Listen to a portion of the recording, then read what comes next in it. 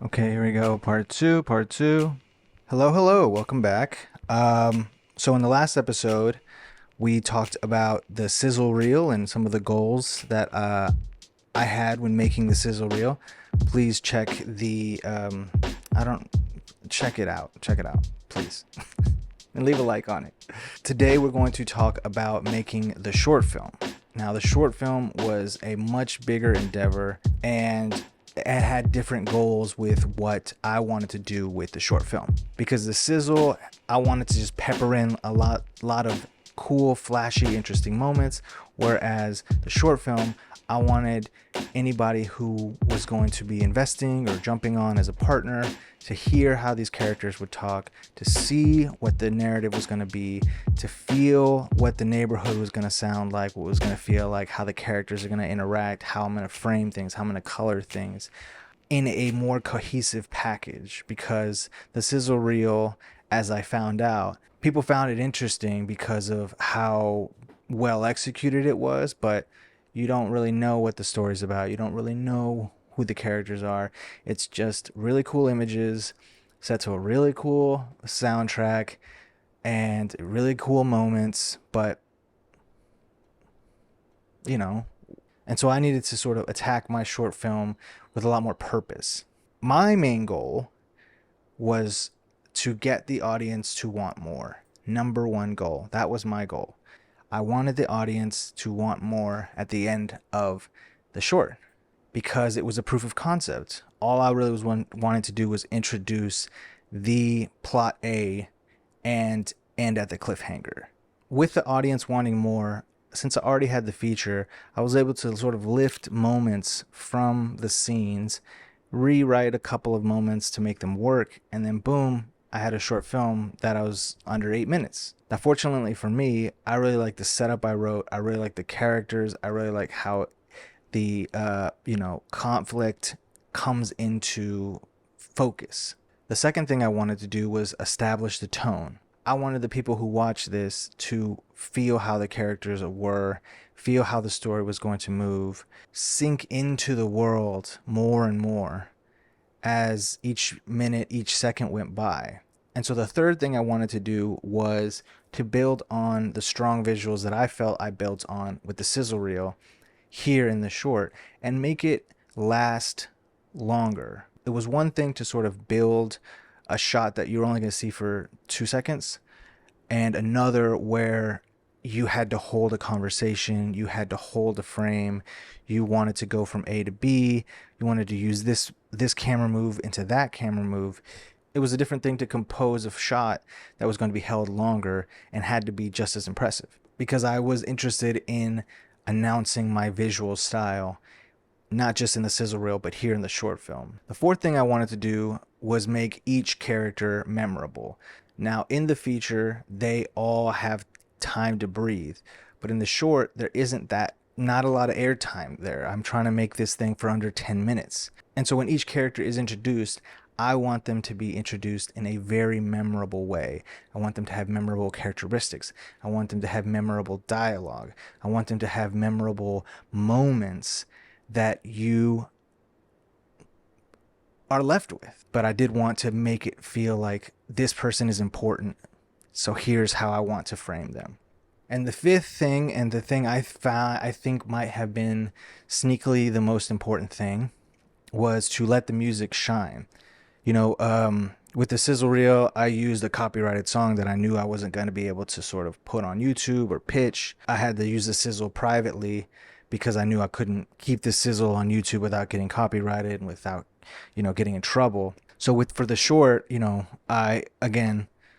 it's helpful that I come from the music world and I developed a lot of relationships with musical artists, and one of them being my buddy Joao Gonzalez, who also goes by Soft Glass. I've made a lot of music videos with him. I'll put some over here while I'm talking. He and I sat down for maybe 2-3 weeks, and I showed him the short over and over. I sent him some songs that I kind of wanted it to feel like. I didn't really want to push him too much into one way or the other, but I wanted him to understand this scene has this scene I want it to feel like this scene I want it to feel like this. I want it to have a cohesion. Man, that is so nice and complex. Hell yeah, man. Yeah, I'm It trying tells to. so much of a sonic story. Hell yeah, that's the goal. To me, the music is the like subconscious of a film. You know, it's what's underneath making things happen for you. I also come from music. I was in I was in band. I was in like musical band, orchestra stuff for like 12 years. I really care about like classical music. I really care about music composition. I wanted to sort of lean more into sort of the things that I love, which is sweet music for sweet moments. And when things become tense, there's just sort of something bubbling underneath. All that to say that we spent a long time building the music for this. That to me is as important as the visuals, you know, the sound and the soundtrack. I think maybe the Zoom calls of us building the soundtrack were some of the most beautiful moments of the project. Oh, Yeah, man. man, that is so moving. That is So so moving. That like, that's so moving. that's really good stuff, man. This thing's gonna make me cry. So we built out the production over 2 days. So day one, we shot the middle scene. That one I had no real help. A buddy of mine, Mark, was able to really be there for me, be by my side, help me when I needed it. We ran into all these problems the first day, but it was great because we were able to sort of like get that out of the way. Initially, I was trying to do this all in one day, and so with the first day, I had to sort of cut some corners financially, but because it was a smaller scene, I didn't need to stress about it so much. So we knocked out the small early scene first. One of my good buddies, also another musician, Ro James, we had him for one day, literally one day, and we had been working on it, but I'd been sending him the script while he was on tour. He had one day for us. He came in, immediately killed it. He sat down right here. He started reading it here, and everyone just started laughing. And that's when I was like, okay. You know, like I said in the Sizzle, you really like let your actors kind of take the part. Ro grabbed that character and ran with it. And I think that the whole short is possible because of how enthused he was, how real I wanted his character to be. He was the tone of voice that I needed for his character, and with IJ, he was the tone of voice I needed for his character. I really couldn't have done it without them, trusting their voice and their enthusiasm and their direction. You know, I gave them as much as I could, and then they went off, and so I had to trust what they were doing. You know, additionally, I'd come back and be like, that's a little too much. Okay, turn it down. Okay, let's go up. Okay, do this. Okay, do that. Okay, lean. That kind of stuff just for blocking's sake. But at that point, I felt like they knew what I was looking for. They knew who the characters were. I had kind of explained to them, and they were the tone of voice I wanted to find. There was a third element to this, which was the montage scene. There's a nice beautiful montage and scene that's sort of acts as a little bit like a sizzle, a little bit as a bridge to the feature. That one was a little bit more improvisational. I had my actors, two actors, and me by myself. The three of us just ran around the city, tried to find good moments with some clothes. I had them change. I shot this. I had them change again. I shot this. So it was really improvisational, and that part was actually my favorite part of the film. It was the most romantic and the most visually interesting. And so because I had all the confidence in the sizzle, I brought everything I shot over these 3 days. Very quickly, I began to feel I had something. Now, when you first sit down with it, with your stuff, it feels awful. It feels awful. Didn't like the first thing I saw. I didn't like how I put it together. I missed so many moments. I second guessed so many things. But then you go in and you plug and you go at it and you go at it and you trim and you evolve and you move. And eventually the edit begins to feel much more impressive. It did for me once I started adding the music, the color, once I started to narrow my cuts, get rid of stuff I didn't need. shift this scene over to that scene. It was easy for me to understand that I could do this. The short film was another example of me having confidence in this story, in my characters, in the work I put into it. It isn't just showing up, obviously, but that kind of work spills into the short film. And if you're lucky, it will make the kind of splash you hope it does.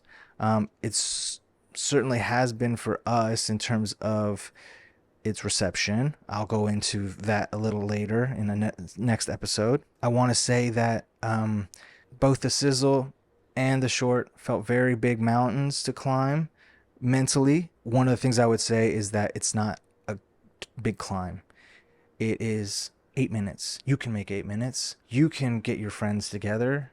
You can make something bad, because making something bad is better than not making anything at all. And I really regret not making anything for the first 10 years, 12 years of my career.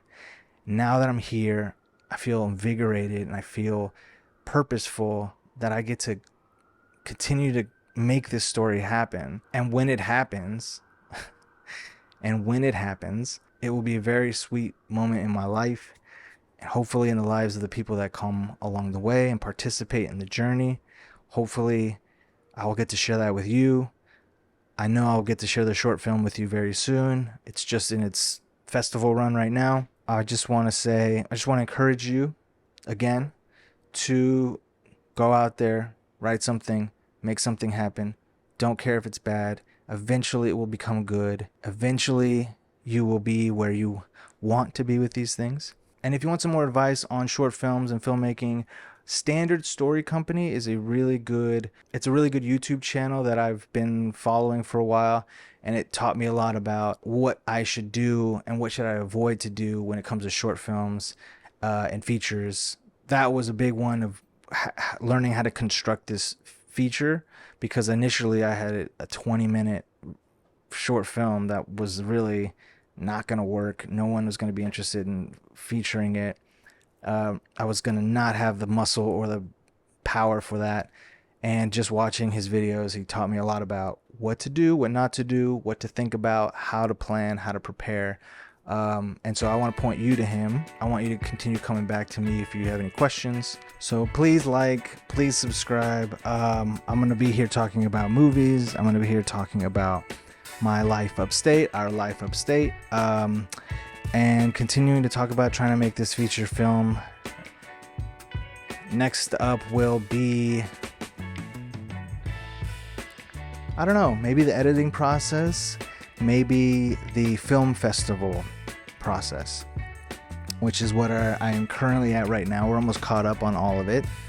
But if you guys want any more episodes on this, feel free to let me know. If not, let's have some fun.